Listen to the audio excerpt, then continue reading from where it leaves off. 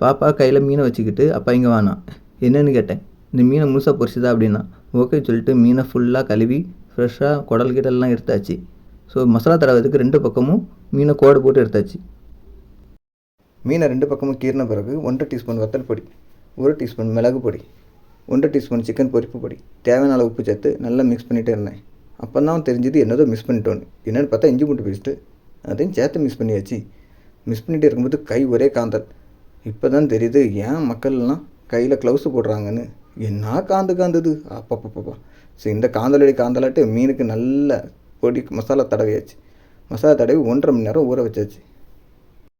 மீன் பொரிக்கக்கூடிய தவாவில் கொஞ்சோண்டு தேவையான அளவு எண்ணெய் ஊற்றி நம்ம மசாலா தடவை வச்சுருக்க மீனை போட்டு பொரித்து எடுத்துக்குவோம்.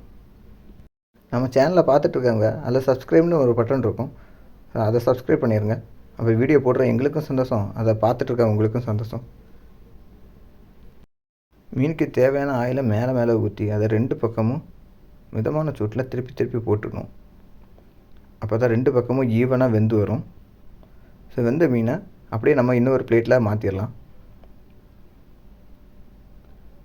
ஃபைனலாக மீன் எல்லாத்தையும் பொரிச்சிட்டு பிளேட்டிங் பண்ணிவிட்டு அப்படியே குட்டி மாட்டை கொண்டு காமிச்சா உன்ட்ட என்ன கேட்டேன், நீ என்ன பண்ணி வச்சுருக்கேன்னு பார்க்குறா.